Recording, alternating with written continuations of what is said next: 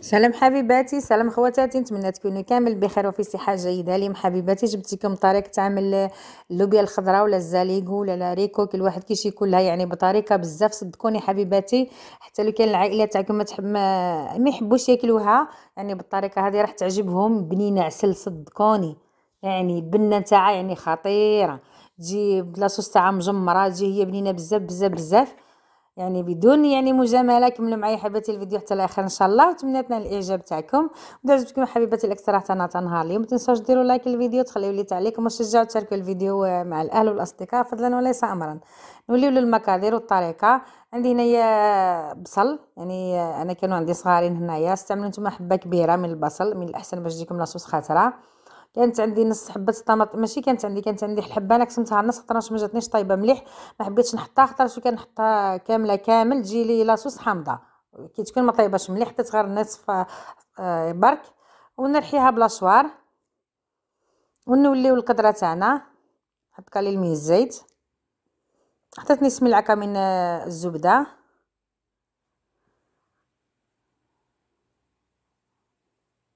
وحطيت كيس الدجاج تاعي ونقليه مليح في الزيت والزبده هذيك. يعني جربوها ما راحينش تندموا صدقوني، يعني كي كان توليو تجربوها ما راحين تعتمدوا الطريقه ان شاء الله.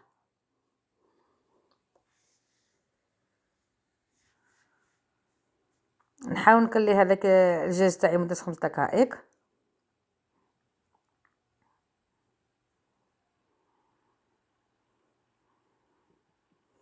ومن نفرغ البصل تاعي والطماطم هذوك. يعني ضروري جدا تقليو البرمه تاعكم مليح مليح، حطوها على نار قليله وخليها تقلى مليح مليح على غرضها. كيما تنشف لكم شويه زيدوا الماء، انا زهدت هنايا حوالي 3 فصوص من الثوم. انا كيما قلت قليوها مليح مليح.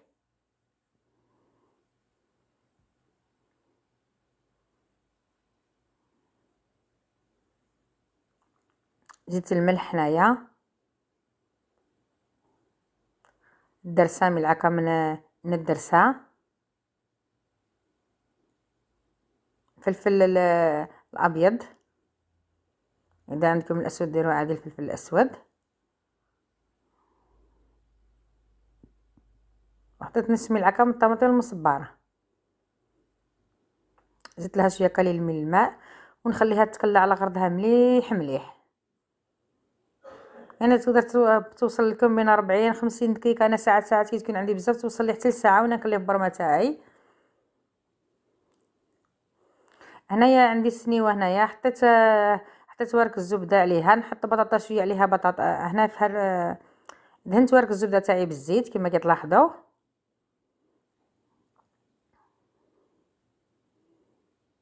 وقصيت حبه بطاطا ديالي اللي نرافقها مع الزاليغو تاعي، نخلي الوصفه يعني تكون صحيه. هاي بطاطا الكميه اللي درت، ندير عليها ملعقتين من زيت المائده، شويه ملح وشويه درسه، 4 ملعقه حوالي صغيره اكيد، وقليل من الفلفل الاحمر الحار.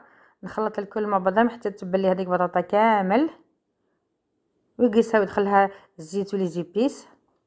ونحاول نفرشها بالطريقه هذه مليح مليح، ونخليها الكوش على اعلى درجه عندكم في الرف الوسط، يعني ساعه كيسو عليها، تقدروا تحركوها تقلبوها كي تكا حمارت من التحت. انا كي نكا حمارت من تحت نشعلها الفوق شويه ونحيها ودوكوها كي تكاوها صاي. هاي هنايا بعد ما طابت لي نحيتها كيما كتلاحظوا ما تلصقلكمش كي تفرشوا ورك الزبده ودهنوه بالزيت، يعني تجي كانها مقليه. صدقوني جربوها هيدا بالطريقه هيدا تكون صحيه اكثر اكيد، وتجي مقرمشه تجي بنينه بزاف.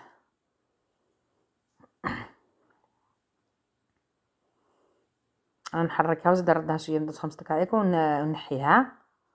هنايا لاصوص تاعي بعد ما تقلات مليح مليح كما كتلاحظوا، انا كل مره نزيد لها شويه الماء هذا ونخليها تتقلى مليح ملي تذوب ليها داك البصل تماما باش تجي لاصوص تاعنا خاطره وتجي بنينه اكيد. انا نمرك هنايا نمرك شويه فقط.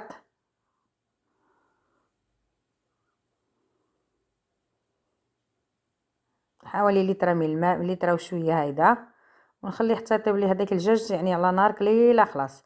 هنايا اللوبيا الخضراء ديالي ولا الزليق ولا الهريكه كل واحد كيش ياكلها، حطيتها تصفر، حطيتها تصفر عفوا حتى طابت تماما، وتبلتها بشويه الملح وشويه الفلفل اسود والدرسه، الفلفل الابيض كان عندي ماشي اسود، والدرسه تبلتها مليح باش تجيني بنينه.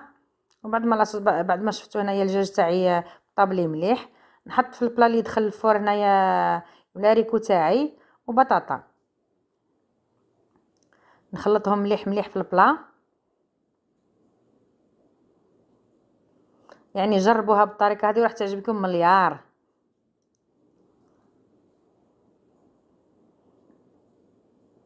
ونفرغ لاصوص تاعي بالطريقه هذه،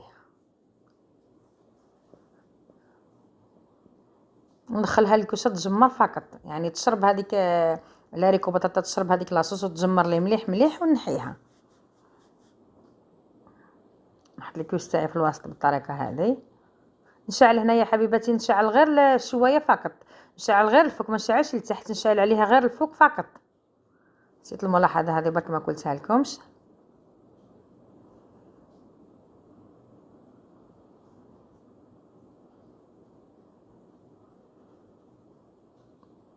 انا خليت لاصوص باش كتجمر مليح مليح، واللي يحب يزيد لاصوص من بعد يزيد، واللي يحب يجيب يخليها هي مجمره تكون ما فيهاش لاصوص بزاف عفوا يجبدها مباشره من الكوشه هذيك بلا ما يزيد لاصوص. ندخلها الكوشه كما كنت نشعل عليها غير من الفوق كما لاحظتوا، تحمر لي الدجاج شويه وتشربت ليه مليح مليح، وتشرب هذيك لاريكو وبطاطا تاعي هذيك لاصوص، وجات يعني اكثر من رائعه، جات عسل في البنه تاعها. جربوها وراح تنال الاعجاب تاعكم، يعني خاصه في الشتاء هذه والحال بارد يصلح من الاحسن هذا لي صوص. نتمنى حبيباتي تجربوها وتنال الاعجاب تاعكم، وانا متاكده ان شاء الله بلي كان جربتوها بنفس الكيفيه والطريقه ان شاء الله راح تنال الاعجاب تاعكم. تعجبكم حبيباتي الاكثر تاعنا تنهار ليهم كالعاده، ما تنساوش ديروا لايك الفيديو، تخليوا لي تعليق ومشجع، وتشاركوا الفيديو مع الاهل والاصدقاء فضلا وليس امرا. شكرا لكم.